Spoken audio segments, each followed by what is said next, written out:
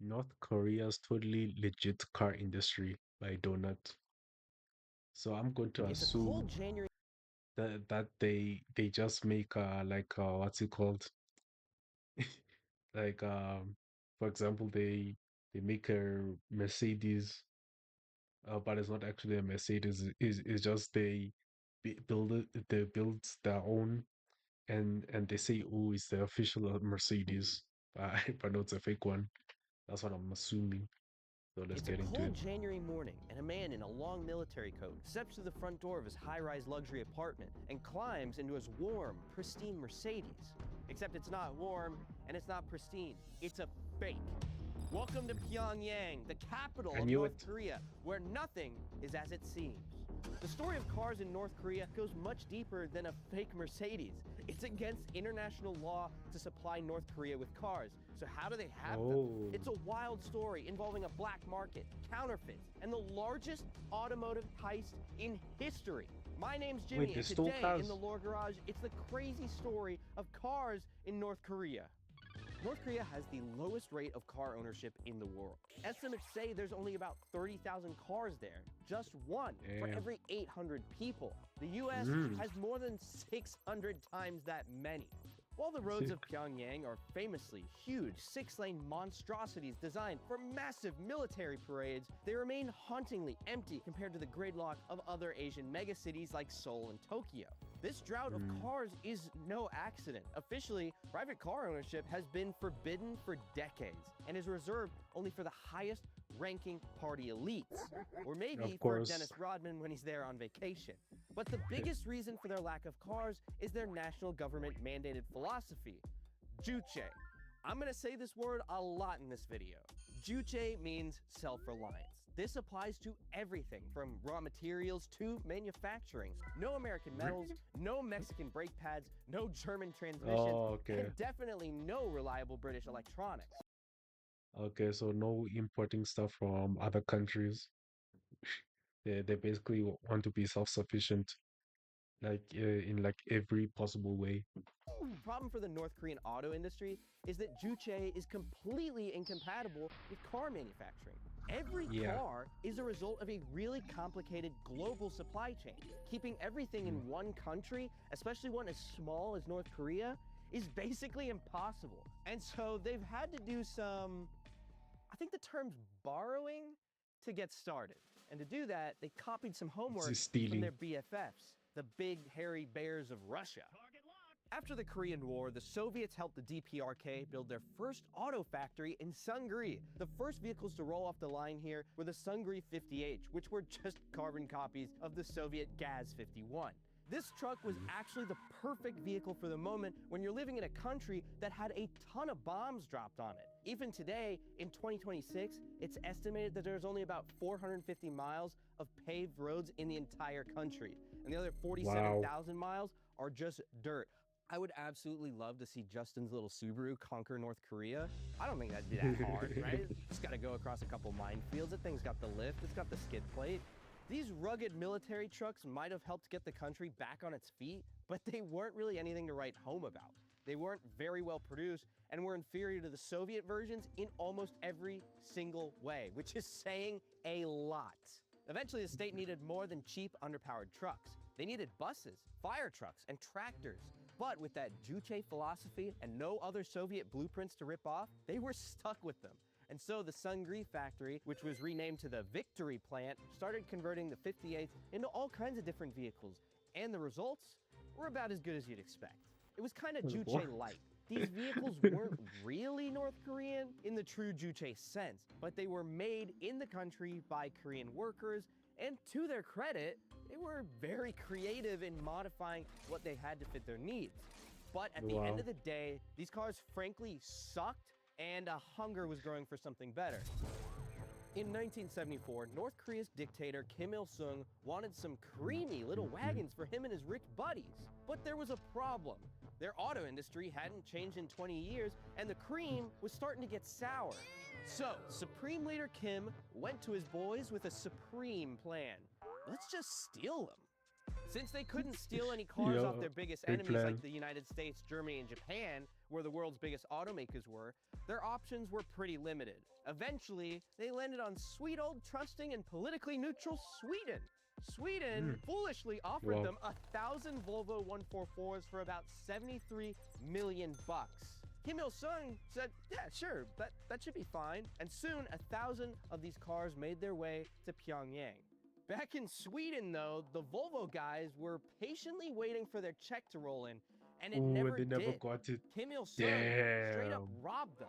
Lars, where is the money for the Volvos? What do you mean, Anders? I thought you had it. No, you were supposed to get the money. Where is the Jeez. money? This is gonna be a big... Honestly, I blame those guys because like, why would you trust North Korea? Why didn't you ask for them to pay first and then send the cars? Yeah, this is well, a stupid idea. problem. It's not Should have asked for the money first. They are not to be trusted. a me problem, it's a you problem, buddy.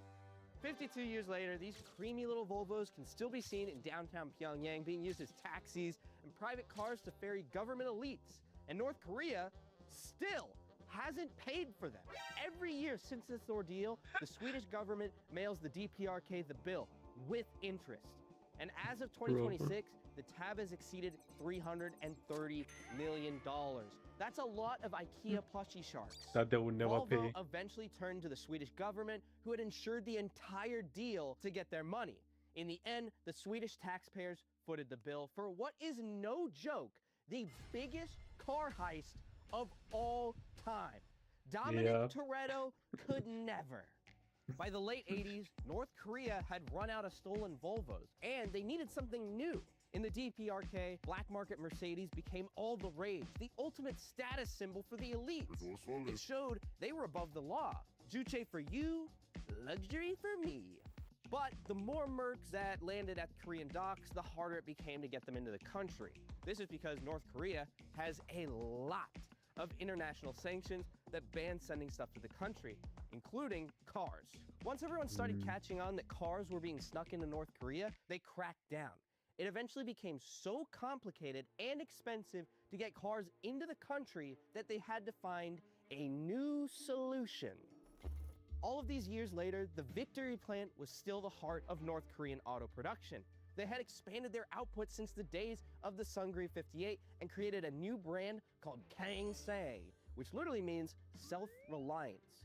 Most Kangsangs were clone vehicles of everything from Russian trucks to Willys Jeep. At the direction of old Kimmy himself, their next clone project was gonna be the Mercedes 190E. While Mercedes had spent almost $1 billion developing the 190E, the Kangsang had nothing more than a rudimentary blueprint of nut and bolt placement. And the finished product, the Kangsang 88, was a piece of junk. Kind of Of cool course. though. I kind of want to pick one up and make it like a DTM car. I think that would be very funny. Defectors who worked at the plant have reported that they were very poor copies, and the cobbling together of Juche-inspired parts led to a lack of heater or air conditioning. This thing was the literal definition of a box. If you're lucky enough to go visit the Museum of Technology in Pyongyang today, you'd see 2 of these proudly on display, and they look good. Too good. They're probably real Mercedes with some Kangsang badges, and most of the real models didn't survive longer than a decade. Imagine trying to lemon law this thing. Wow. You'd probably get shot.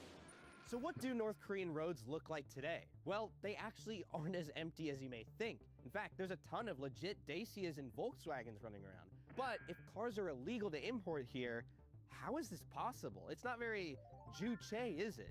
When the state finally realized that counterfeit cars, the Victory plant, and Grand Theft Auto weren't enough to satisfy the wealthy, they quietly loosened the rules on car ownership in the 90s. Elites also got a lot better at playing the black market game. Most of those boring Dacias and Volkswagens came from friendly border countries like Russia and China. But for the really juicy stuff like this 560 SEC AMG and this very ironic GMC 1500, Freedom. A cold beer on a Friday night. they had to get really American. creative. The actual car has to be put in a container, loaded on a ship, and disguised as something like a tractor on a manifest. Then it needs to pass through a friendly port like Vietnam or Dubai before it can head directly to North Korea. Their most elaborate black market stunt happened back in 2019. Mercedes got an order from a relatively unknown logistics firm based in China for a few armored Maybach 600s worth around $500,000 each. Mercedes got the money, but they thought the firm was a little sus. And so they put Mm, trackers on all the cars before shipping them off. Maybe they right. learned a lesson from Volvo.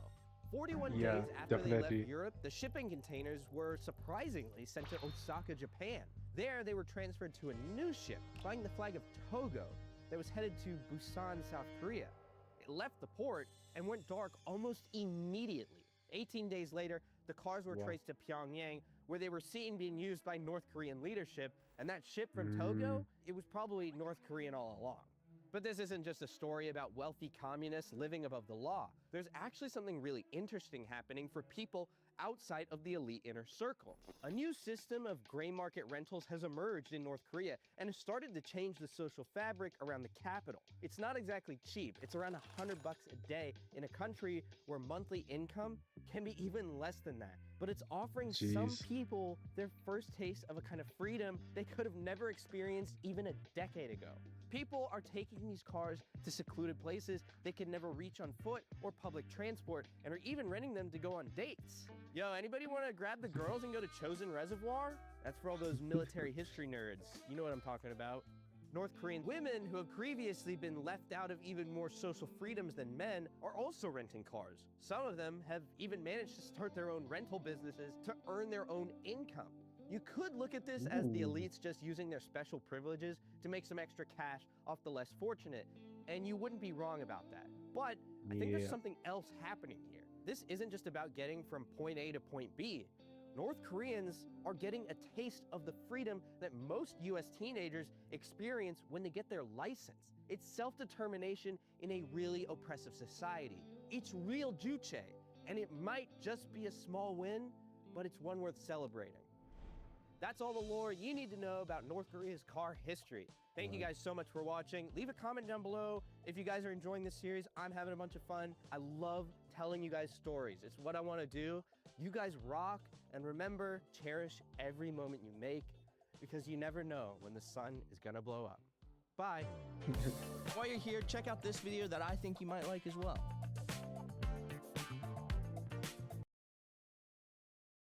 Absolutely great video. Yeah. But the the North Koreans getting a taste of that American freedom. What note to end off on? Ooh, I'm curious this one. Yeah, I remember this car from Fast and Furious 2. I think it's the exact one. So, like, did it get it straight after the movie or like what? Well, I have no idea. I have no guess. Um, okay, let's go with this one. Another one from Donut. Let me even subscribe to Donut. I like the content. Okay. Why are trucks so expensive now? By Donut. You guys call them This is a trucks 19 in America. We in South Africa here we call them buckies.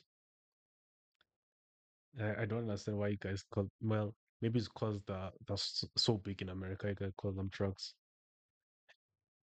And it's annoying sometimes when I'm talking about a truck I have to specify a semi truck when it comes to American stuff.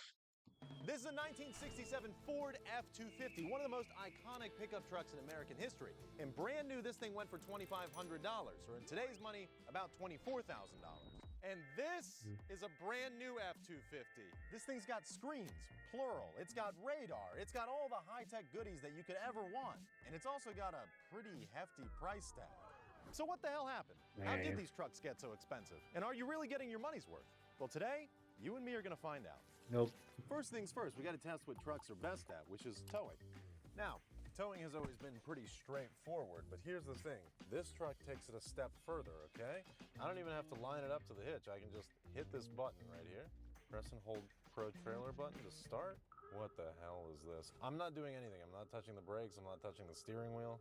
This is one of the weirdest things. Oh yeah, I've always wondered how do people attach trailers because like I've never driven a car with a trailer, so I don't know how do you like back up properly and like hook it? Do you just like reverse and stop before it and then like take the trailer and then put it on like that. I don't know. Things I've ever been a part of. Like you pull the trailer yourself and then put it on like that. I don't know. I have no clue. Alignment complete, connect the trailer. This truck literally just backed itself up to the trailer, and I didn't have to do anything. What? Okay, so with it all lined Yeah. up, I'm going. I honestly, bro, I hate new cars and all the stupid features, but that is actually good. I'd prefer to like learn the skill to do it myself, but it is a good feature. I have to kind of. admit. All I should have to do is put this down. That does not really seem like it worked. There we go. Oh, it didn't go all the way. All right. And what better to tow than another F-250? Bro, doesn't fit. Okay, barely fits. All right. That was sketchy. That, So now with yeah, the trailer hooked very up, we gotta sketchy. figure out what else there is. Slippery off-road rock crawl. Nope, nope, nope, nope. Tow haul. Can't I just tow with this thing? That's crazy. You literally can't even feel this thing behind you. But I have to test out one more of these gadgets, and that is Yeah, it's an automatic. trailer. I have What? to add a name for the trailer before I do this. F-250 on a trailer. What? And now I have to go through a recalibration process. System calibrating, front camera low visibility, clean screen. There's so many things happening. Calibration complete, stop to activate. Okay, well now I've driven so far away from my parking spot that I have to get over. Can I not back up? What do you mean reduce speed? Now this guy's Reduce backing speed, up behind reduce me. speed. This is way too much. Detecting trailer, please wait. Where the hell is this thing going? All right, well, it's in a parking space. That took forever. I don't even think that's worth it. Now, here's the main Yeah. difference between new trucks and old trucks. What? It's the amount that these Bro, what was that feature even for? What was it? Was it for like auto parking itself with the trailer? Like what? things That's can tow ridiculous. and their That was pretty ridiculous. It's so unnecessary. payload capacity. This thing can tow. It's the amount that these worth it. Now, here's the main difference between new trucks and old trucks. It's the amount that these things can tow and their payload capacity. This thing can tow 20,000 pounds. That's more than 3 times as much as the Yeah, I would assume so. Like, imagine if it was just the same as the older ones. That would be ridiculous. Highboy can That tow. would be- And this thing does it effortlessly. To be totally honest, I can barely feel the fact that I have a giant F-250 on the back of this thing, which is nuts. Not to mention it's got a fully boxed frame, it's got beefed up suspension, it's got modern brakes on it. Here's the other crazy thing. Only about 7% of truck owners tow on a regular basis. Most people aren't fully maximizing the capabilities of these things. Yeah, I mean, if you have the opportunity, you gotta try it, right? there's many people who gets like these big ass cars, but all they do is like grocery shopping. So yeah, no surprise. You gotta hook up the highboy to this thing and see if it'll do it. No trailer backup assist. You have to do it yourself. Technically, I am on it, just not in the right part on it.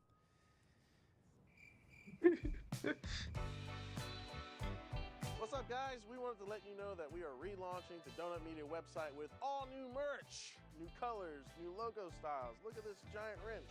Look at this giant dog. So make sure you go check it out. All new donut stuff. It's coming to you right now. I feel like the whole trailer backup assist thing would probably help a lot with this. Somebody also put this too low.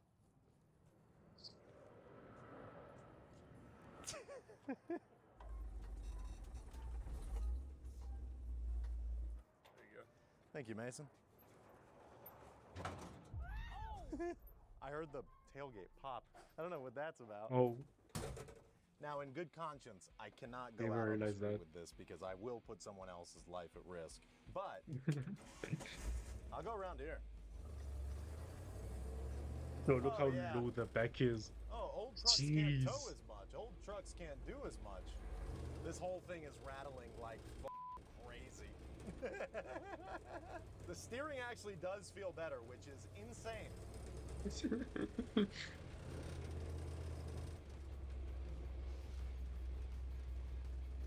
What do you think of that? sketch. There is nothing more badass than watching a 58-year-old truck tow its 58-year younger brother on the back of a trailer. They don't make them like Mm. they used to.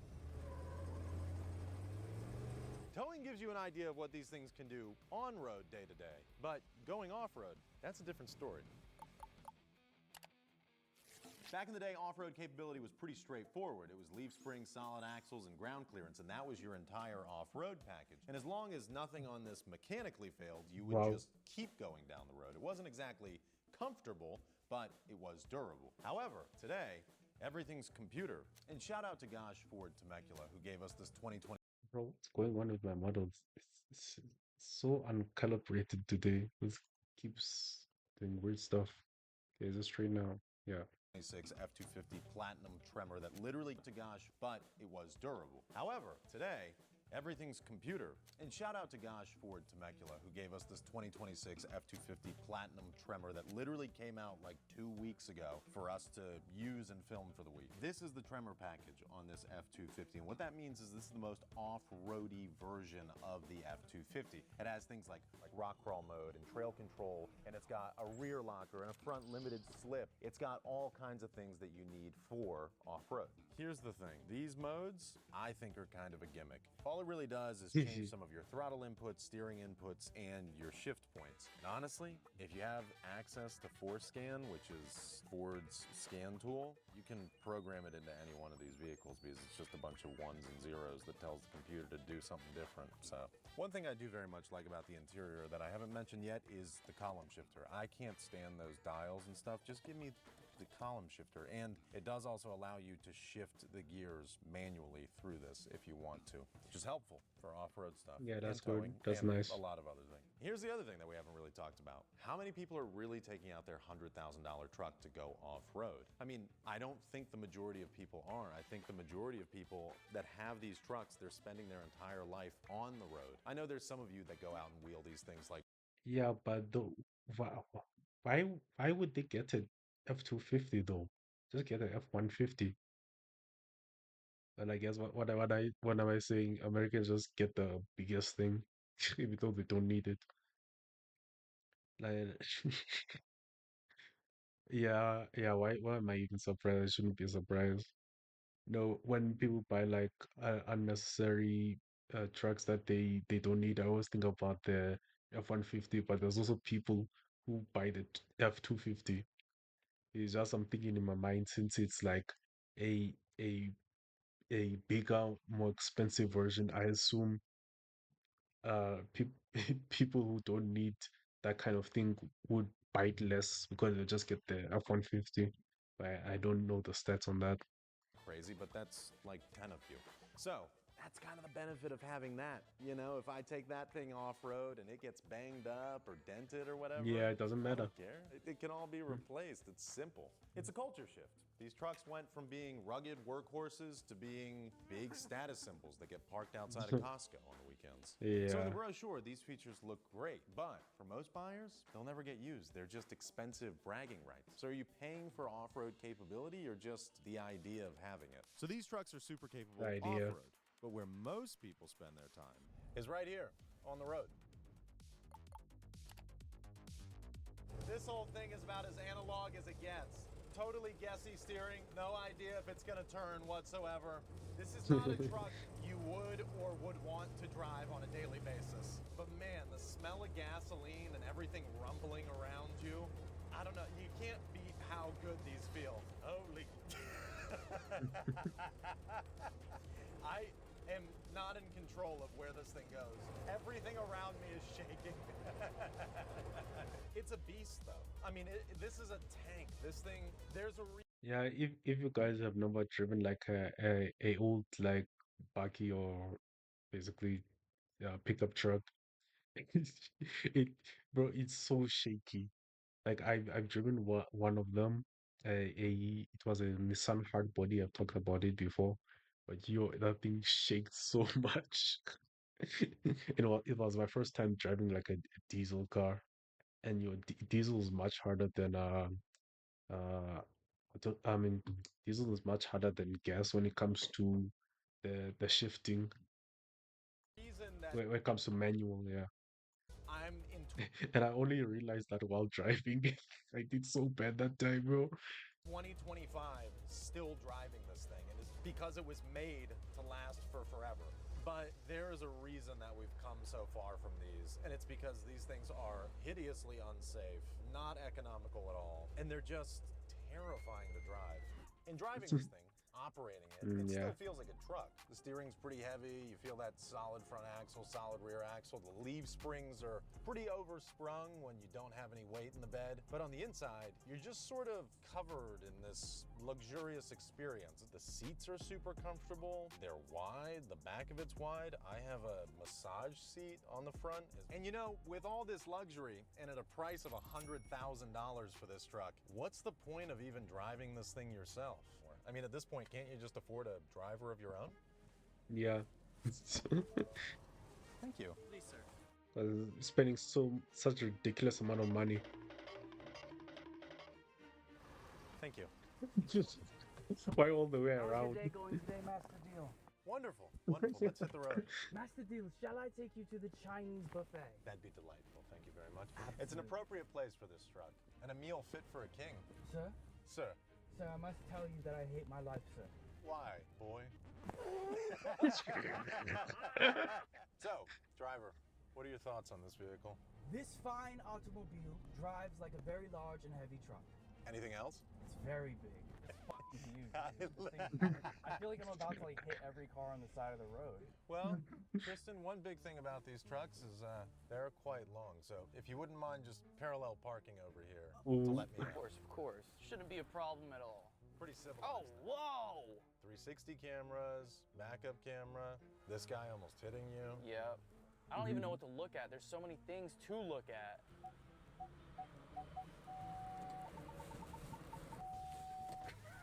You Yeah. like the beat? All right, there you go. Wow. Bro, the thing is I'm so impressed. Let's see how far huge. you are away from the curb. About 2 feet. All right, I can do it again. I can do it again. No, you don't have to do it again. All I right, want you to all try something else. All right. It's just no wonder that people used to have, you know, a truck and then they had a sedan for like all their daily activities. Yeah. And this was just meant to run to. Oh no, you like trying to take someone on a date in this thing? Hold up. Let me see if I can. Oh, there we go. That's a downshift. That was good.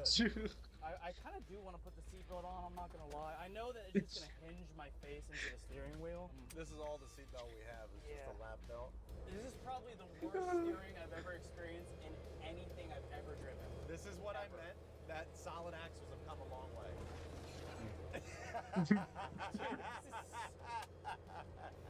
There's like a full rotation before I can even make a. This steering ain't fun, man. Tristan just almost hit that curve. All right, should we try and parallel park this thing? Yes, sir. All right, here we go. All right, let's get the traffic out from behind us. I think this is reverse. You gotta use some speed to get in here because you got power steering. Damn. Yep. I think the bed just like flexed so much. Just go straight over these guns.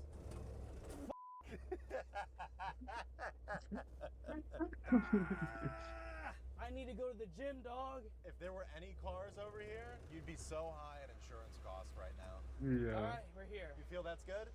I feel that's good. Okay. Forgot to take my lap belt off. So we've learned that technology makes our lives way easier and sometimes way harder. But regardless, it comes at a cost. And these manufacturers, they spend a lot of time making these truck configurators so that when you get on and you start building your perfect truck, you just get sort of roped into spending more and more. And mon ami, you have to get the Platinum Plus package with the chrome and the satin door handles and the upgraded leather. It even feeds you an Uncrustable sometimes.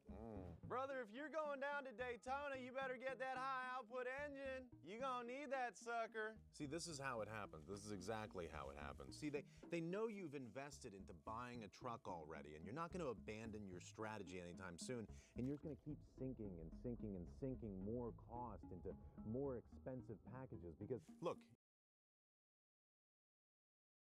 And honestly, I cannot relate, bro, because still $100,000 for a car, $100,000 for a pickup truck. Like, come on. Nah, I cannot relate. Maybe if I had that kind of money, I can relate, but nah, in no ways. if you're going to buy an $80,000 truck, then what's 85,000? If you're going to buy 85,000, then why not tack on the extra 4,000 just for that winch package that you want? And you know what I think it is? I think it's the fiddler. And you're like a giant Amazon warehouse, and he's inside of you. And he's fiddling and messing with things and stacking boxes constantly and fiddling you. Always, always fiddling, fiddling, fiddling, fiddling with your psyche, making you different. He's a parasite, and we need him out.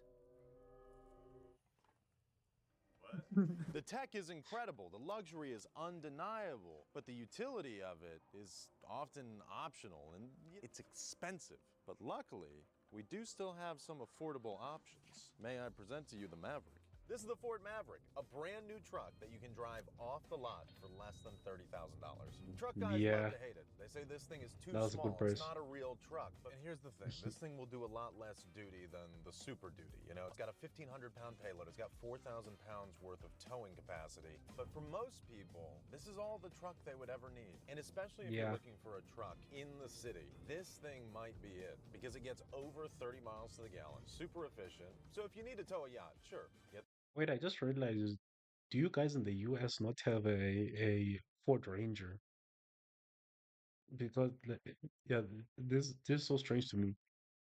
This car is this Bucky is basically the same size as a Ford Ranger. Why do they have this instead of the Ford Ranger? I put it up for anyone that hasn't seen it before.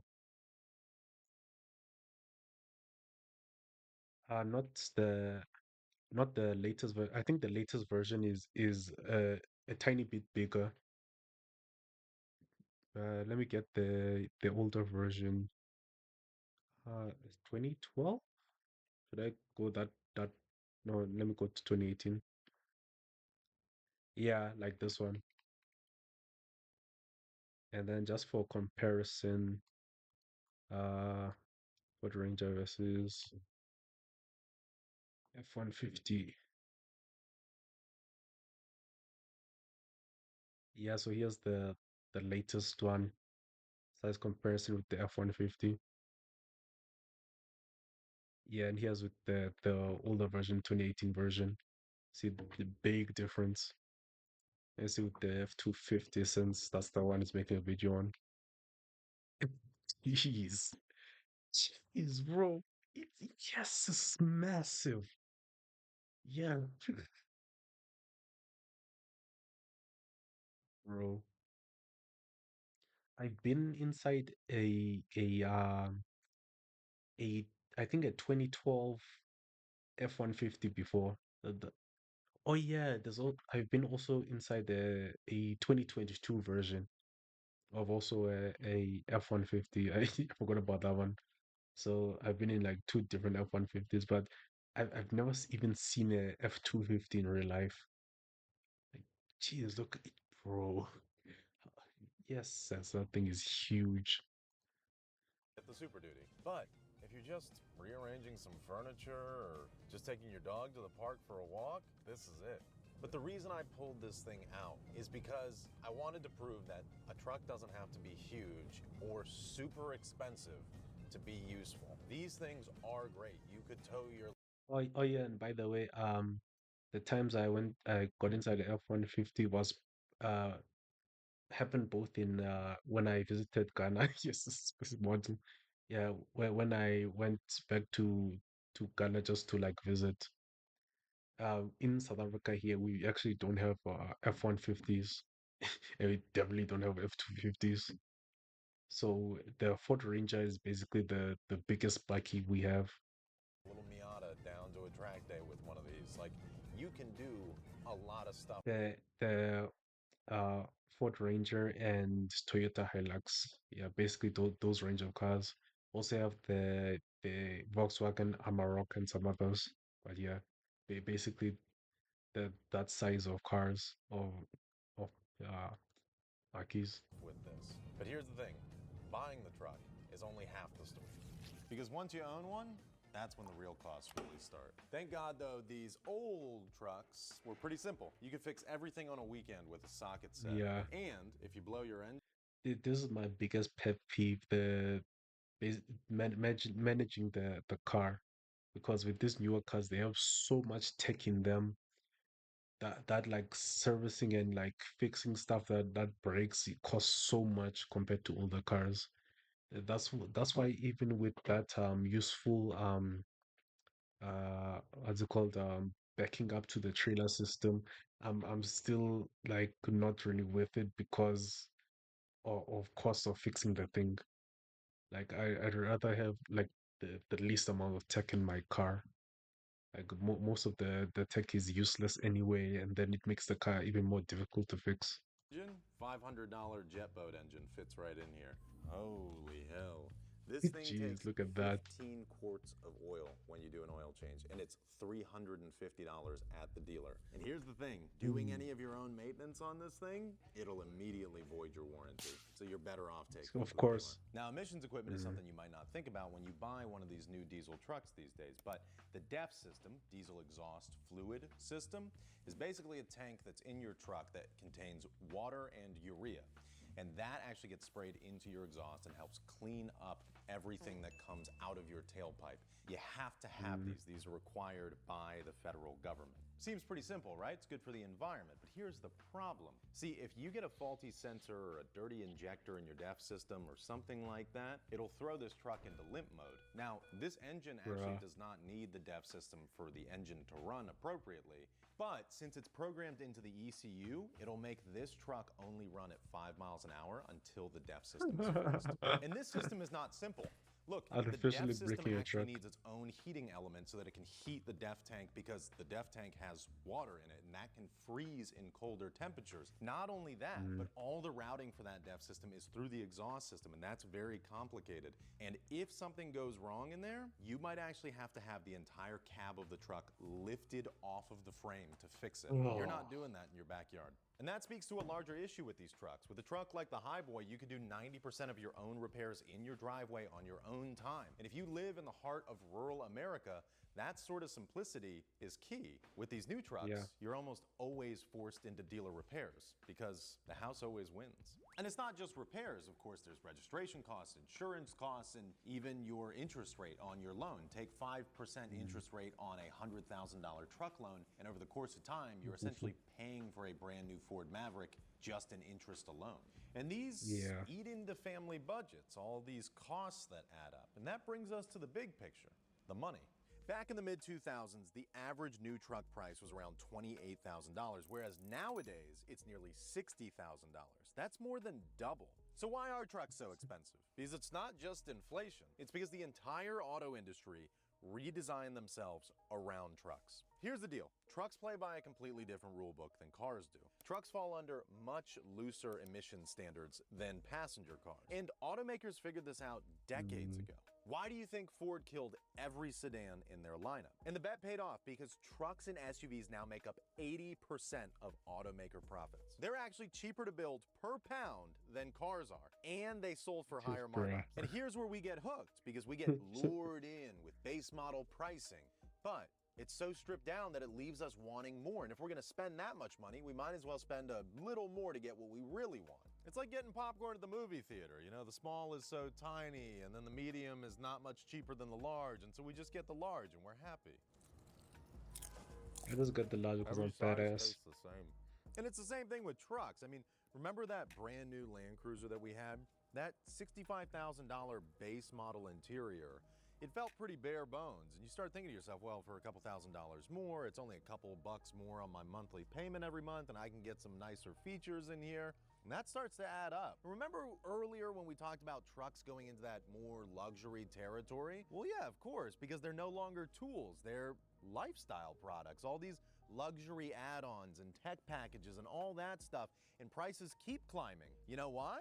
Because we're willing to pay for the large. And I've said it a million times now. These aren't tools anymore. That's all I want. Build me a tool again. not a mansion Yeah, on I wheels. wanted Give me to. something that's rough and rugged. It doesn't leave me wishing I had the capacities of this thing and make a compromise on something that's got a tenth of the capabilities that does. Give me the tool back. That's what we really want. I guess I'll see you next time when we complain to auto manufacturers again. Bye. Right. Yeah, great video. Yeah, they even put these like stupid stuff in the Ford Ranger. The Ford Ranger used to be well, one of my favorite cars, but now the newer ones I do not want. Like if I get a Bucky, it's going to be a Toyota Hilux, and I'm not even sure if it's going to be the most recent one. It'll probably be like the 2018 version, honestly, or maybe older than that. If you don't go back and forth 27 times trying to hook up a tree like you ain't living. Okay, so that's how you do it. I remember when pickup trucks were cheaper than cars. Oh, well, it did say they are actually cheaper to produce. Yeah, yeah, that was a shocking thing that I didn't even talk about. Like the fact that they're cheaper to produce than normal cars. Bro, first hearing that, I would be happy with a $24,000 truck with the uh, capacities of the old one. Yes, same. Was the Maverick until four was like what? What's English?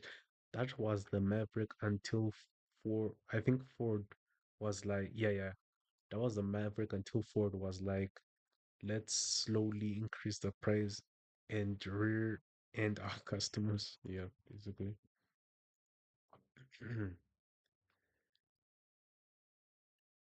Okay.